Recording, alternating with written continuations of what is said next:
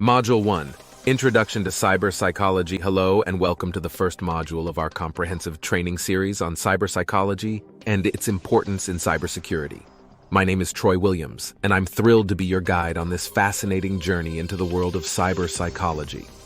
In this introductory module, we'll lay the groundwork for understanding the field of cyberpsychology and its crucial role in cybersecurity.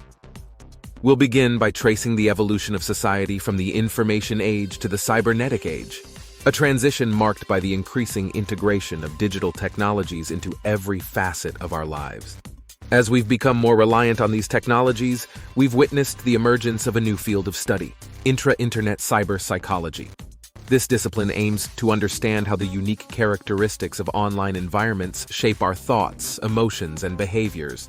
Central to the field of cyberpsychology is the theory of cyberspace.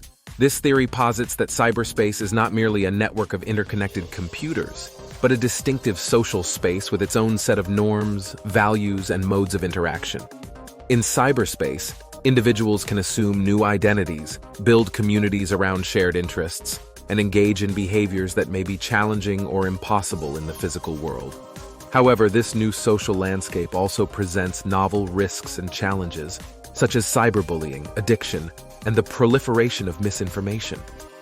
To navigate this complex digital terrain, it's crucial to grasp the psychological principles that underpin our behavior in cyberspace. By examining how individuals interact with digital systems, we can develop more effective strategies for safeguarding people and organizations from cyber threats. In the upcoming modules, we'll delve deeper into the specific psychological principles that are most pertinent to cybersecurity, such as social engineering, persuasion, and decision-making. We'll also investigate how attackers exploit these principles in real-world scenarios and explore strategies for mitigating these risks. Before we wrap up this module, let's analyze a recent case study that illustrates the practical applications of cyberpsychology in cybersecurity. In July 2020, Twitter fell victim to a major phishing attack that compromised the accounts of numerous high-profile individuals and companies, including Barack Obama, Joe Biden, Elon Musk, Bill Gates, Apple, and Uber. The attackers employed social engineering techniques to deceive Twitter employees into disclosing their login credentials, granting them access to internal tools and high-profile accounts. They then used these accounts to promote a Bitcoin scam, exploiting the social influence of celebrities and brands to trick followers into sending money. This attack highlights how cybercriminals can manipulate our trust in authority, our desire for social validation, and our propensity to make hasty decisions based on limited information.